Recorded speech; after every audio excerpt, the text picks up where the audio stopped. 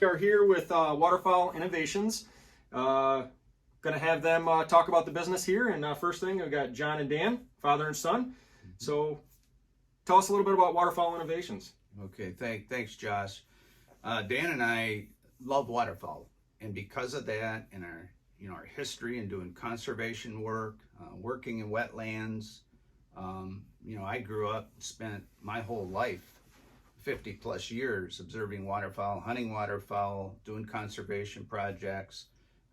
We wanted to do something as it related to a business that we love, and we love waterfowl. So because of that, we formed Waterfowl Innovations, and we've got a fantastic design that we want to show everybody. Awesome. Yeah, that's all great. So they actually brought some decoys here, so we'll show some. Mm-hmm. Yes, this will be our one of our feeders that we have. You want to go ahead and explain it? Yeah. Okay. So this is obviously is a feeder. It is a real nice plastic material, very solid, lightweight. It's a corrugate type, but it's not the type that you would typically find. It's a special design that allows for bending both ways. The steel stake is powder coated, heavy gauge steel. But what's particularly nice about this design is that the light is deflected as it hits this textured material. This fleece material absorbs light and it deflects light way better than other brands, and we're very proud of it, and the geese just come into it like magnets. That's what we want. Absolutely. Because myself, I own another brand of silhouettes, and we've definitely shot some birds over, but the one thing that's always comes to mind, if your angles aren't right, I feel is a big thing, is if the sun glares off of it, the geese are going to see that. And typically you don't get sun glare off a real goose. That's right. We did many tests, and we took photos, we studied it. I even talked to an optometrist about it, who studies eyes, and discussed the matter with him, and he gave us a few hints, and I think we've got about the best thing on the market, if not the best thing, as it relates to sun and glare and reflection. Again, we lined up the various options, the different models out there, and it's this one done really, really well. Yes. Both sides are finished. This is actually even better than a flocking. So it's very, very solid. If you do pick up some mud from out in the field, you can hit this with a hose and it cleans up really well. But frankly, we haven't had to clean them much, and we hunt the fields very, very often with these, and we'll show some pictures later. Awesome. So what else do we got? Yeah, a few different variations here. Yep. Hold that one in the middle. Yep. There. Okay. So we got an upright, two feeding positions. Two uprights. Yeah, two uprights. Got the Century here. Dan's showing. Mm-hmm. Right. So 4 different positions that are sold in the 12-pack. We also have a sleeper. Go ahead, Dan. Maybe show them the sleepers. Okay. Yep. So this is obviously you'll want a few of these. These are the sleepers, and they work extremely well. And we've also got the black and white types, knowing that they're getting popular, black and whites. Oh yeah. I believe it's thought that they can, the geese can see them at a greater distance. And I think that's really true, because using outdoor facilities one time on a hunt, a big group of us, and walking down this fence row, and as I was coming back, the one that caught my eye the most from a long distance was the black and whites over the the other ones of the other manufacturers I've used before. So I think the black and whites are definitely going to be a big thing out there. Right, and we mix them up. We put the black and whites right with the regulars, but again, we sell 4-packs in black and whites or traditional, and we also do the sleepers, as I mentioned. Awesome. How much do these things weigh? Well, actually, we weighed a bunch of them, averaged it out to get an average weight all the way across, and they're 12 ounces on average, all of them. So when you add that up, there's not a lot of weight there, and you can carry. I'm up in the age a bit, and I can carry, my gosh, 5 dozen, no problem, by hand out into the field. We run out with 4-wheelers, of course. But when I'm going back and forth to the barn, I'm loading, or I'm carrying a short distance to a special hunting spot. Very, very light. By the way, when you buy a dozen, the dozen pack comes with a strap that wraps around. It's got Velcro on it, and that helps hold them all together. And you could do it you know, the different styles, the different designs, positions, and the strapping still holds regardless of that situation. So, you know, again, another feature that we've built into this program. Good deal. So obviously easy to carry out, you know, because that's the one thing about goose hunting or waterfowl in general is just carrying everything out. You know, everything being heavy. You know, you're tired by the time you get out there, sweaty. You know, and it's cold typically. Nasty weather is the best weather for waterfowl. You know, and you're all sweaty already. So it's nice when things are a little bit lighter. You know? That's exactly right.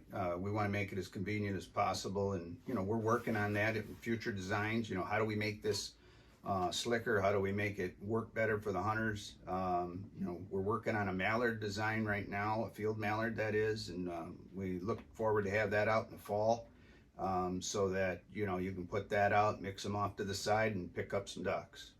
Awesome. Yep. Yeah. Love decoys. It's like almost like a hobby, just collecting them, having a bunch of them. You know, early season's not such a big deal because you don't need that many, but then as the late season goes on, we need them big spreads. Well, that's right. This is actually an extension. 50 years ago, I was making silhouettes as a kid out of masonite. I would take masonite and a spray can of gray and a spray can of white and black, and I've still got them. They're up in my barn. And, you know, this is an evolution, and, you know, when you love doing something, and that is waterfowling and, you know, the family sport, you know, we've got 3 generations. Dan takes his boys out with us. Bo is 4 years old. He goes out in the field right with us, and he's got his duck calls. That's awesome. You know, that's what it's about. Absolutely. It really is about family, tradition, friends, and waterfowling is one of the best sports to do that. Absolutely.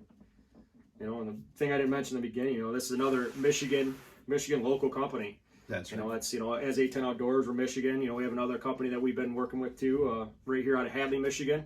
It's nice to support local. You know, we're trying to help support other local Michigan companies. That's you know, right. Especially in these tough times. So the other day, I was actually up in Marlette at Ben's Great Outdoors, and I saw your decoys there, and I was like, holy cow. So where else are we? Mm-hmm. Yeah, we got these in Ben's, Newton's, Sporting Goods, Jay's, Frank's, and Hicks. So we got a few different options for people around here to check them out. Spread right out. Spread her out. Yep, all around Michigan. And plans to put in more stores as time goes on? I don't know. We'll see. We'll see where it leaves us. Yeah, I think we'll go into more stores. Yeah. So, you know, the other thing we're looking at here is, you know, I've had some other manufacturers of silhouettes. They look amazing to the eye. But you know, I was talking to these guys when we first met up. You know, they saw my Avian X turkey decoys. You know, they look amazing to our eyes. And I've shot turkeys over them. But I've also shot turkeys over items that they're literally a puffball I bought from Walmart. I think were $10 for a 3-pack. You know, a little Jake and stuff. So you gotta remember, it's about the animal's eyes. You know, and some of these manufacturers, they put more, you know, emphasis on the appearance for our eyes and actually for the animals. So, you know, that's a big thing people, I hope, you know, people take into consideration, you know, on things. You know, maybe these don't look, you know, like the big manufacturer that's out there right now, that they look exactly like a goose. Does that matter from a distance? You know, well, you guys have done a bunch of testing, you know? Yeah. And we've hunted over different types of brands and that sort of thing. And these perform, again, based on this fleece that we have on them, the color tones, the varying positions we have, they work as well or better. And what's significant here is that these are designed to please the goose, not the hunter. Hunters today have had a tendency, and I've been hunting waterfowl again 50 years plus. Back when I started, we killed birds, and we didn't have those feathering patterns on those decoys that showed all the various veining, and it's way overdone. What's more important is reflection, positioning, calling, being in the right place, you know, your setup, your blinds, it's all those factors, but also the decoy that's out there, that it performs well in the right type of light. So significant, and we outperform them in that regard. Once that goose or duck or crow is within and they've committed. They're within a certain distance, 50 yards. They're locked. They're coming in. At that point in time, they're looking for light. They're looking for reflections. They're looking for any oddity that they need to flare, and movement, of course, within the blind. Right. Yeah. That's a big one. But the decoy itself, there is a little bit of a distortion nowadays with what a hunter looks at, and is it really pleasing them, or is it pleasing the waterfowl when it has that level of detail? It don't need it. Right.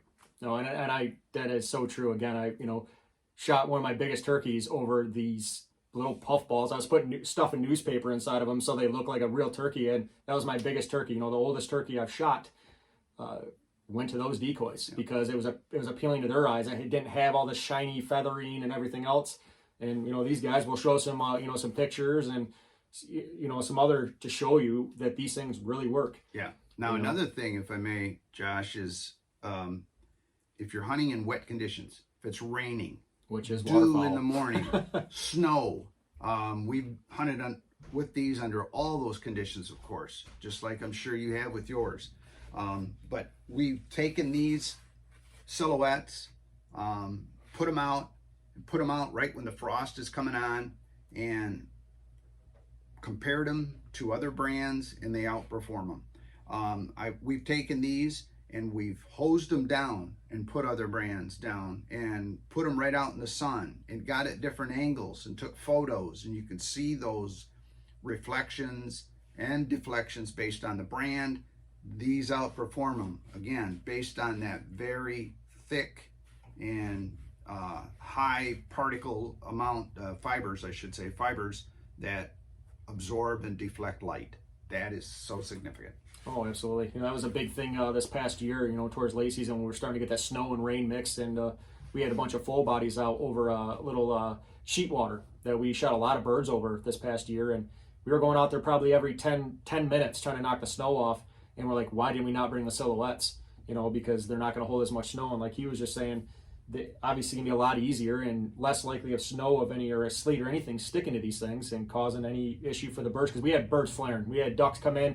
Once they got close, I think it was the snow on the back of them decoys. They were like, "See ya," and it ruins your hunt. If you have to if anytime you're out in the water, because this, I swear this is a true thing, is when you're done hunting, when you're picking up your decoys, when do the birds come in? That's when they come in typically. When it's you're out there every time that happens. It's like a thing. It's like make the joke. All right, we're going to clean up our decoys, birds. And then all of a sudden birds flying. It's always a funny thing. That's right. But so if you're out in your spread, we had it. That same day we were out there on that sheet water, we had two groups of ducks come in, and we didn't see any other ducks. The rest of that day we lost our opportunity because we were out cleaning snow off of full body decoys. Mm-hmm. So that's these silhouettes. They're easy to carry, they're easy to keep clean. Why not use silhouettes? They're proven. There's again other manufacturers out there have been around for a long time. Silhouettes, they're proven. Well, and actually, Josh, we hunt pretty much exclusively with silhouettes only. Right. Every once in a while we'll use some shells, but I'd say 80-85% of the time we hunt with silhouettes only. And it was very important in the beginning just to test them. Once we found out, hey, these things are working really well, so put them shells away. We don't need the big trailers. We don't need all those big rigs to haul those huge shells and full bodies out there. Oh, let's just stick these things under our arm and put them in the back of the SUV on a sled or my Ranger, and away we go. Many dozen. Very convenient, compact. They store really well, by the way, too, in barns. Yeah, because like mine, when I just got our new house here, I have this big shed out back, and it's what it's full of is decoys and everything else, and these take up such little space. It's all my other stuff that just, it kills the space. Duck decoys in particular, they take up a lot of space, because you have a lot of them, right? So I know a lot of guys are tossing or selling. You see them on Facebook Marketplace and other places. They're selling all their full bodies to go to some type of silhouette. And I hope you guys get a chance, go check these things out. Then we're gonna get a lot of videos over them this next season. Definitely, I know 810 Outdoors is gonna be. We'll be using these a ton. We'll get some good footage of it. And you go out, Ben's. What's the other places again? Yep, Ben's, Knudsen's, Jay's, Frank's, Hicks. Yep. So There's a lot of places, you guys can go take a look at these, touch and feel them. That's the way I am. It's hard for me to go online and just, like, those look cool, or these guys say work. Obviously reviews are really important, but, go out and actually take a look at them yourself to see how they are. And, again, videos, they're going to really show, what they really do. So, how the other thing I was just actually thinking about, how are these things when the ground, frost, like getting these steaks into the ground? Yeah. Well, I'll touch on it. Dan can weigh in as well. We round off the tips. Again, we're working and making these steaks ourselves. We round out the tips. They're not flat. So that is an advantage as well. As I mentioned earlier, they're powder coated. Right. That helps them slide in and hold the paint itself as well. When you get into a frost situation, you can wrap it a little bit. The wires that go through the silhouette and the plastic, they're in there extremely solid, very, very solid. But I would put a hand on the top and just wrap it down, and it goes down quite well, actually. If you're into an extreme frost, you're getting down into, say, 2-3 inches. Now you might want to take a spike, pop a hole down into it, and then put, obviously, we're looking at about 1/8 inch here, right around 1/8 inch metal. And if you go down 3-4 inches, then there's a chance you're going to bend it. But 1/2 inch, maybe up to 1 inch. And then we also find a spot out in the field, maybe where there's a little bit of grass, perhaps. Right. Then that frost isn't going to be as thick or deep.